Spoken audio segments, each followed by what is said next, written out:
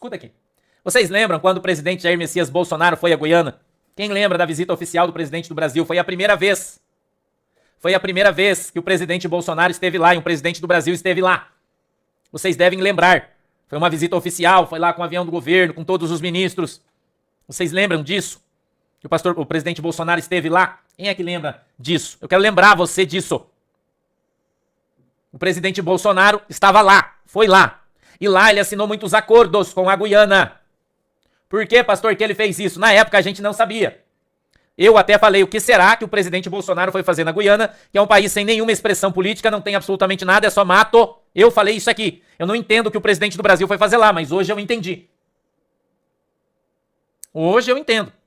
E o presidente Bolsonaro, se você assistir a reportagem de novo, e eu assisti hoje a reportagem de novo, assinou vários acordos de cooperação com a Guiana. O Brasil assinou vários acordos de cooperação com a Guiana. De comércio bilateral, de proteção das fronteiras. E um específico sobre a segurança do país. Então, depois disto, vocês devem lembrar aqui o que o pastor falou e eu mostrou para você. O pastor mostrou aqui para você uma grande movimentação de equipamentos do exército um pouco antes do presidente Bolsonaro sair do governo. Vocês lembram que a gente viu tanque de guerra pra lá e caminhão levando blindado, obuseiro? Lembram? Nós mostramos aqui, nós falamos. Tudo pro norte, lembra que eu falei pra vocês? Que daí foi o general Mourão lá na Amazônia pra fazer um negócio lá e daí prenderam um monte de madeireiro, prenderam um monte de coisa. Quem lembra isso aí? Quase 2 anos, acho, atrás. Que foi feita uma grande operação, foi todo o exército pra lá, levaram muito equipamento pra fronteira do Brasil com a Colômbia, com a Venezuela, com as Guianas. Quem é que lembra de tudo isso? Que a gente viu aí vários comboios do exército saindo do sul, indo pra lá, levando tanque de guerra, levando isso, levando aquilo. Quem que lembra dessa história? Irmão, aqui ninguém foi desmamado com garapa, ninguém é otário. O problema é que as pessoas, irmão, as pessoas têm memória curta. Né? Então o presidente Bolsonaro já sabia que isso ia acontecer e ele sempre falou que isso, mais cedo ou mais tarde, a Venezuela iria invadir o Brasil. Ele sempre falou isso. Entendeu? Isso é coisa de lá atrás, no governo Bolsonaro. Editou vários decretos, gastou um monte de dinheiro, que o Congresso brigou, que ele estava gastando um monte de dinheiro, gastava mais dinheiro pro exército do que pra escola. Quem que lembra disso? Porque estava comprando munição, porque estava comprando isso, porque tava lá. Vocês não lembram que o PT estava esperneando, berrando, gritando? Quem que não lembra disso aí, irmão? Eu só tô te lembrando disso. Eu só tô lembrando você, porque tem gente aí desavisada, né, irmão? Que parece que nasceu ontem, que foi desmamado aí com pinga. Nós não fomos, irmão. Aqui ninguém foi. Desdobramento tá aqui pra abrir o seu olho e pra lembrar você das coisas. Essa é a minha função. Tô te trazendo fatos que aconteceram. Fatos. Não é história da carochinha isso. Não é história de fantasma. São fatos. Ok? E a gente sempre falou, nossa, tudo que foi levado não voltou nunca mais. Quem é que lembra lá no Mato Grosso? Que foram construídos lá hospitais de campanha em campos de futebol, erguido, feito um treinamento proativo. Lá na divisa com a Bolívia. Eu mostrei isso aqui pra você. Não mostrei?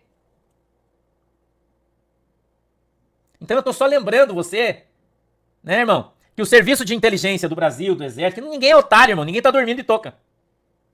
Tem gente que fica aí de palhaçada, falando, porque o exército vai lá pintar meio fio lá na floresta. É mesmo? Tem certeza, irmão? Entendeu? Então, isso, irmão, pode gerar um fato novo. Aliás, já está gerando. Um fato novo na política do nosso país. Eu já falei ontem e vou falar de novo. Eu até recebi uma mensagem ontem de um professor de Direito, dizendo que a história que eu contei ontem é uma história constitucionalista que é ensinada nas universidades, na faculdade de Direito. Eles, pastores, que eu vou contratar você pra vir dar aula aqui, porque você pra contar essa história, isso é esplêndido. Né? Então a pergunta que você tem que fazer é o seguinte, será que o Maduro vai ter culhão, irmão? Pra invadir o troço? Sabendo que existem acordos bilaterais do Brasil com a Guiana, sabendo que o exército brasileiro tá lá preparado, com a faca nos dentes. Mesmo que alguém queira passar pano, mesmo que alguém tenha sociedades na Bolívia, não interessa o quê. Hoje, escute aqui, eu vou falar pra você. Hoje lá, nós temos um cachorro, um cão, louco, raivoso. E o livro de Provérbios, está escrito na Bíblia que eu vou te falar, ele diz o seguinte, que Alguém que se mete na briga de alguém, na vida de alguém, no casamento de alguém. É como se ele visse um cão raivoso, enorme, passeando pela rua e tentasse segurá-lo pelas orelhas. Então, hoje, a situação que eu e você estamos vivendo, meu irmão, minha irmã, é essa aqui no Brasil. Hoje é essa aqui. Né? Ah, pastor, como esse imbecil aí falou, pastor, não tô pondo medo. Eu tô falando a verdade. Porque eu disse que ia acontecer uma guerra no Brasil faz 3 anos. Não tô falando agora. Não preciso de buscar isso aí pra ninguém. Deus, pela sua imensa misericórdia, usa minha vida como profeta. E faz 3 anos que eu falei. As profecias estão tudo aí no YouTube, é só você entrar e buscar. 2020. Eu disse que ia acontecer a guerra. E que a guerra ia vir do norte. 2020, irmão. Não é agora, não. E eu disse quais estados iam se envolver nisso, aonde, como. É só você ver a profecia. Eu não tô aqui querendo trazer louro. Não é minha intenção, não. Só tô aqui te contando o que tá acontecendo. Que hoje, lá em cima, na fronteira do Brasil com a Venezuela e com a Guiana, a tríplice fronteira, nós temos ali um cachorro louco, solto. E ele tá babando, irmão, e ele tá com raiva, e ele é gigante. Escute o que eu tô falando pra você. Isso é um discernimento, eu tô usando aqui uma estratégia pra te contar o que tá acontecendo lá. Um cachorro louco, que tá babando. Um cachorro forte, rápido, ágil. Que tá preso na corrente. Há mais de 2 anos, só esperando a oportunidade pra morder. Esse cachorro é o exército do Brasil que tá lá. É o povo da selva. Que muita gente critica, fala mal, blá, blá, blá, blá. Né? Esse é problema seu, não é meu. E o que eu vou dizer pra você, eu quero que você escute bem o que eu vou te falar. Isso vai ser o princípio da queda dos caras que dizem que mandam no exército. Porque eu tenho falado aqui muito pra você, muito, e tô falando de novo aqui, que o exército não é seus comandantes. Que tem os seus viés políticos, que cada um pode ter, tá bom, tá tudo bem. Mas dos generais pra baixo, o exército é outra coisa. Não se engane. E os bravos guerreiros brasileiros que estão lá, irmão, vão cumprir a Constituição, vão defender a nação, vão defender a nossa fronteira, vão defender o povo brasileiro, você não tenha dúvida nenhuma disso. Entendeu? Não tenha dúvida nenhuma disso. Não se engane, não se iluda, achando que os caras vão passar pano e deixar a Venezuela entrar, pra entrar lá, ninguém vai fazer. Você não se engane, não vai acontecer. Isso não vai acontecer. Política não se envolve numa situação de luta e de guerra. Uma coisa é uma coisa, outra é outra. E se, e eu acredito até que a palavra se tá errada, e se tiver de dúvida, é quando os caras resolverem vir, e eles virão. Eles estão obstinados. Entendeu? Irmão, não tenha dúvida, o pau vai torar. E quando torar, muda o status do Brasil. Escute o que eu tô te falando. E se alguém tentar segurar esse cachorro louco pelas orelhas, fatalmente vai ser mordido. Escute o que eu tô falando pra você. Se alguém tentar agarrar esse cachorro louco pelas orelhas pra tentar segurá-lo, escute bem o que eu tô dizendo pra você. Fatalmente será mordido também e a raiva se alastrará. Não tenha você dúvida disso. Ok? Então eu tô te dando aqui, tô te dando notícia, tô lendo jornal, eu tô falando pra você que eu tenho pessoas, ovelhas da minha igreja lá na divisa. Tem uma pessoa que mora 10 quilômetros da divisa, tá conversando comigo, conversou ontem, enviou mensagem hoje. Ok? Não vou falar aí o nome do lugar, nada, não vou estar divulgando esse tipo de informação. Ok? Mas se você acha que a coisa lá tá brincadeira, você tá muito enganado. Muito enganado.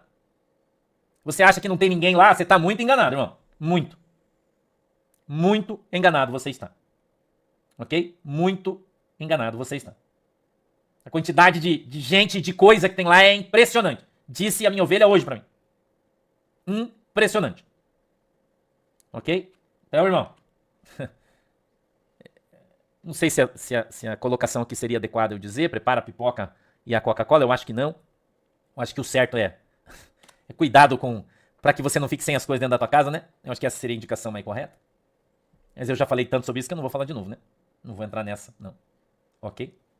Então vamos orar pelo nosso exército, como eu faço todo dia. Me ajude e ore também pelos nossos soldados, pelos nossos irmãos brasileiros que moram nas fronteiras norte do país. Né? Vamos orar por eles. Ok? Todos. Porque eu tô te dando aqui um feedback lá de trás pra cá, né? Pra você saber exatamente o que tá rolando. Eu vou ler agora uma carta psicografada. O vigilante enviou para o fantasma. Isso aqui não tem relação absolutamente nenhuma com nenhuma pessoa, coisa ou causa. É uma carta psicografada, veio direto de Nárnia Central de hoje de manhã. Ok? De hoje de manhã. E o vigilante disse que viu com os seus olhos, hoje de manhã, uma grande revoada de grandes pássaros em Nárnia Central. Uma grande revoada de grandes pássaros, ele disse. Grandes pássaros verdes com asas douradas. Uma grande movimentação em Nárnia Central. O vigilante disse: é de interesse do gambá que o podre entre. Eles estão fazendo cortinas de fumaça, criando fatos para chamar a atenção de todo mundo, para que o podre não chame a atenção. Os macacos negros já sabem da operação embuste para o podre passar. A turma do gambá está empenhada para que isso se dê muito bem. E também estão todos unidos e juntos contra o macaco negro, que está do lado escuro da força. E querem cortar o seu rabo a todo custo. Os macacos negros estão avaliando o que fazer em relação ao podre e as ações que o podre vai tomar. Mas parece que vão se fingir demência. Parece. Ok? Parece que vão fingir demência. Se o podre tomar o mato, vai cavar muitos poços. E já tem muitos sócios para filtrar toda a água suja que o podre vai sugar. Os galicídios no norte, que estão sendo muito frequentes em grande quantidade, são como mateiros, abrindo picadas no mato, para que depois se façam estradas. Há método. Há um método, diz o vigilante. O vigilante acha, escute isso, que a glória não sobe o galho. Ele disse que muitos animais da floresta estão ensaboando o tronco da árvore para impedir a glória de trepar nela. O vigilante disse que a conversa em Nárnia Central é para embarreirar a glória. E tá todo mundo jogando sabão no tronco para impedir a glória de trepar nele.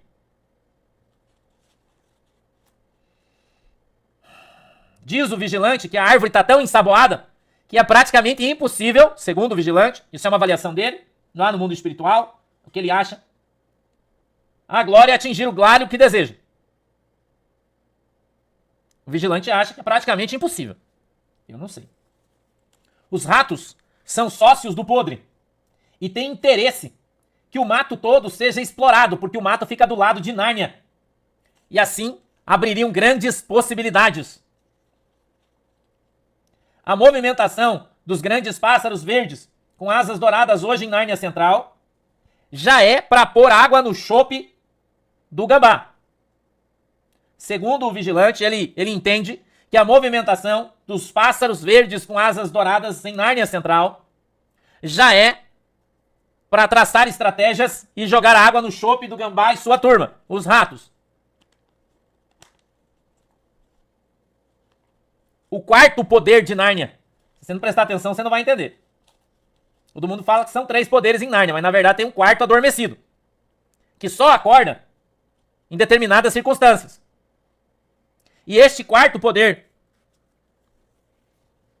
narniano, que aparece em dias belicosos, está se aconselhando, escute isso aqui, está se aconselhando já com os macacos brancos, para ter uma convicção das ações que vai tomar.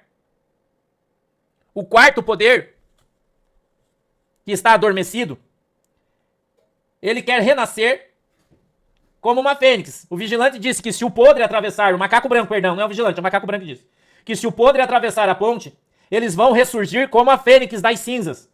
E muitos já estão comprando goma para engomar as suas penas. Segundo o macaco branco. E esses macacos da quarta árvore, Eles estão chamando já alguns macacos brancos para avaliar as situações possíveis.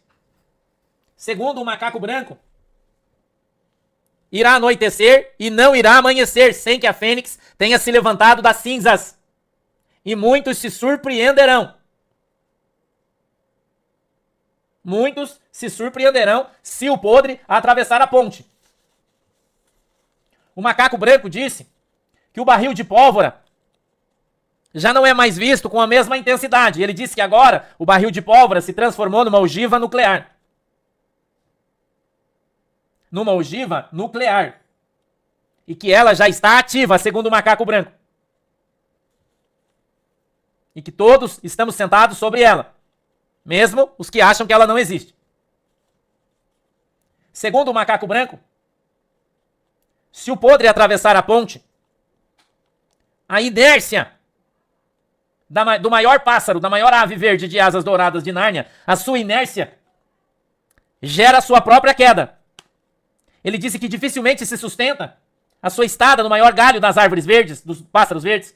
Ele disse que dificilmente se sustenta por alguns dias.